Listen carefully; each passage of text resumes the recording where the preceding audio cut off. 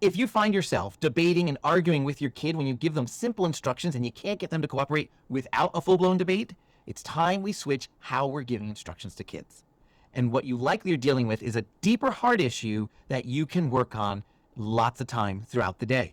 The deeper issue that you're likely dealing with your child is the issue of demandingness. Now, what's demandingness? Doesn't that sound horrible? But it's something inside of our hearts. We have a lot of things going on inside our hearts, including two really positive qualities we want every kid to develop: ambition and contentment.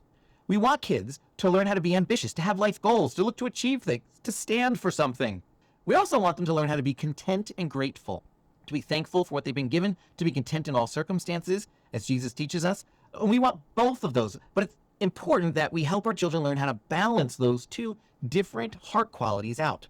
You see, though, when children become too content in life and they lack some ambition, that little balance goes this way. And they're way off here in contentment world, so far off that they are apathetic. These are our 35-year-olds who are in the basement with no job playing Nintendo, right? So we don't want that. We don't want that for our kid. So let's straighten that out. But you're probably not having that problem. If you're debating your kid about things, yours is going the other way. For you, your child has so much ambition that they are neglecting the relationships around the things that they're so ambitious about. They are so excited for having dessert tonight, they're forgetting to be polite about who goes first. They're so excited for the fun thing they're about to do today, they're pushing their way to the front of the line to get to do it first. They're so excited about getting to stay up a little bit later, they will argue with you to the drop to get to do what they want to do, which is stay up later. This kid has too much ambition that he's forgetting or she's forgetting about the relationships involved, and instead, this kid has now hit a place where we call demandingness. So how do we draw a kid back from demandingness, back towards a balanced scale of being ambitious and also being content? I have to be honest with you, it's not easy, but it is possible. Yes, we need to, one, make sure we're giving instructions in a clear way. This came up in the last question I got here on Raw Parenting Unfiltered, and it's the same thing. We need to make sure we're crystal clear on our instructions. So if you're watching this in the replay, I'll put a link to that in another video. That way you can watch it there. And again, I'll tell you, head over to JesusHelpMeParent.com/connected cooperation, and you're going to find a whole host of tools you can use to help you with this very simple thing of giving instructions clearly so children follow through. That's important first. But we've got a kid here who's naturally debating us, who we say, gosh, this kid makes a great lawyer. He will one day. Just whining, complaining, arguing. And there's a part of us that says, I want my kid to be an independent thinker. I want my kid to have his or her own thoughts. Absolutely. But we also want our kid to know how to follow people well, how to follow their parents well, how to follow employers well, how to follow other leaders well, whether that's in our churches or in our community. But we want them to learn how to both lead and follow, and balancing that out is tricky at times. And so because this child is struggling so much with the arguing and the complaining and the whining, we need to do a couple of things to teach this kid. Some of this is having some firmness wrapped around our instructions, and some of this is teaching a more appropriate way to respond when we do have a genuine need or concern or question. So let's first deal with the firmness component. Notice I'm saying firmness and not harshness. Firmness is good. We need to be firm. We all like it when people in authority over us are firm with people that are driving us nuts. Okay? People think firmness has a bad rap. It doesn't. Because we all want it. When somebody in your workplace is getting away with all kinds of stuff, showing up late, not filing reports, you're like, are you kidding me? I wish our boss would just deal with this guy already. We want firmness. Yes. What we don't want is harshness. Harshness is when I introduce my emotions in an inappropriate way into firmness. It's firmness plus my emotions, and that's not the right way to do firmness. Firmness is firm without having to yell, without having to scream, without having to fly off the handle or anything like that. We can be firm and emotionally connected to our child at the same time. I'm not saying that's easy. I am saying it's possible, and our kids need us to do that.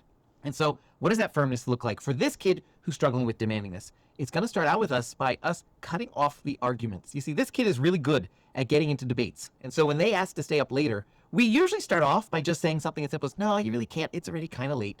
And they say, yeah, I know it's a little late, but it's Friday. So can I just stay up a little bit longer? And it really sounds innocent at that point. Many times it does. Not always, but many times. And so oftentimes we'll look back and we'll say, well, no, because remember, grandma's coming tomorrow and we have to clean up the house before she shows up. So we have to make sure we're well rested and that we can get up a little bit earlier. And your kid says, okay, but I already picked out my outfit for tomorrow and my room's already clean, so I can actually just be a help with the kitchen and the living room. So can I please just stay up for 10 more minutes?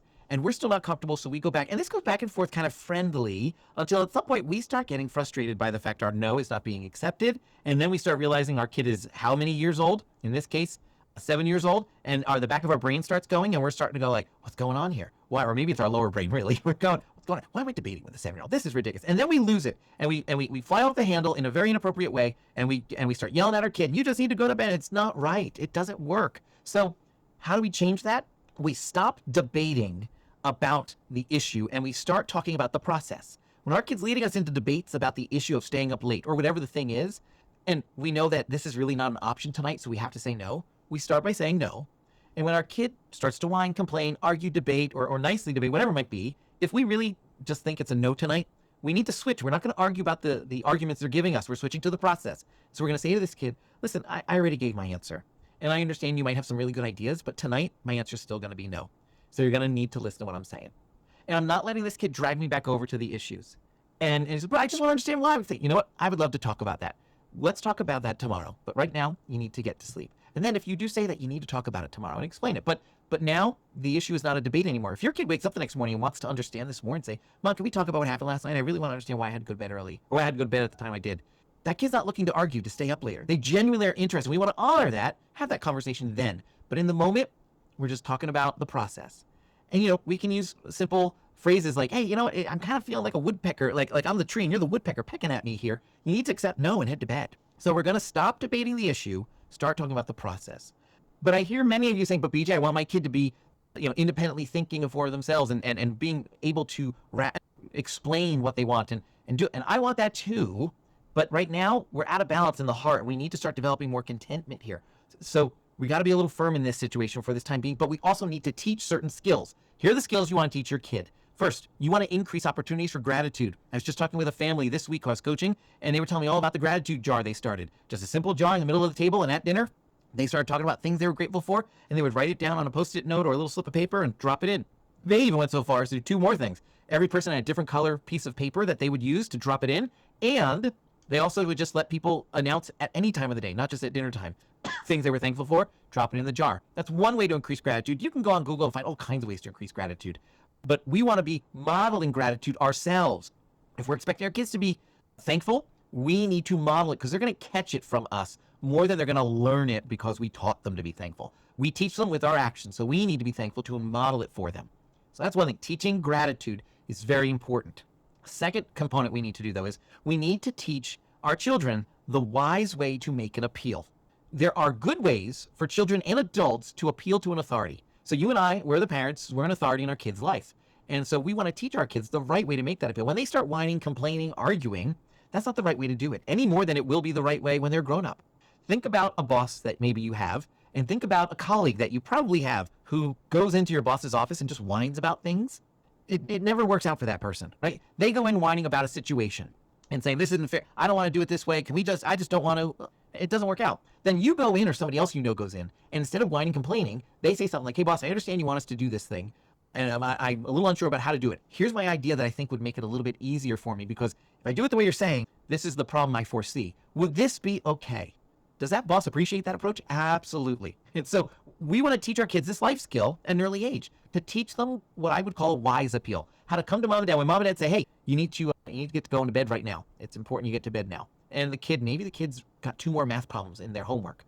Well, we want them to be able to look and say, okay, mom, okay, dad, I understand you want me to go to bed, but I just have 2 more math problems, and I really would like to get them done so I don't have to think about them all weekend long. Would it be okay if I stayed up for just 10 more minutes and got these 2 math problems done? Can you say yes to that? I know I can. Why? Because my kid is learning how to give a wise appeal. Now, they're not going to do this automatically. We're going to need to teach them this. However, for our kids who are being too demanding right now, they're going to need that firmness that says, I'm not going to get into a debate. You need to accept my answer.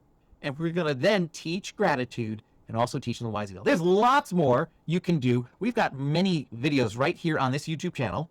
Sorry if you're watching on TikTok, but it's on the YouTube channel, all about demandingness. And so go ahead. I'll try to put some in the description down below, but you can go ahead and click on those, and you're going to get a whole deep dive on how to help our kids who struggle with this in the heart. Because guess what? The debates don't work. The arguing doesn't work. Every time you think you can out-argue them, they got another reason. Because your kid is not looking to have a rational, thought out process discussion. They're looking to win that debate at that point because they're struggling with demandingness. They value the thing more than the person. And so in that moment, they want one of two outcomes. Either one, you give in because you're wiped out and tired and you're done with it. That's a win for them. Or they want what I call a mistrial. What's a mistrial? That's when you explode, you yell, and you get mad, and they have to deal with the no anyway. But inside their hearts, and let me tell you, they're not trying to get you upset. But if you blow their top, they don't. If you blow your top, they don't like that happened. They don't like how that feels.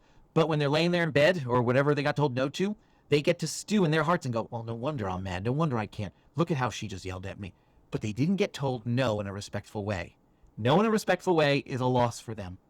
And so we want to find a way to teach them all these skills they need and help them learn how to accept no sometimes, because no is the answer sometimes, but also how to be grateful and content and how to make a wise appeal. You start working on some of those tools right there, and you're going to see a great heart change.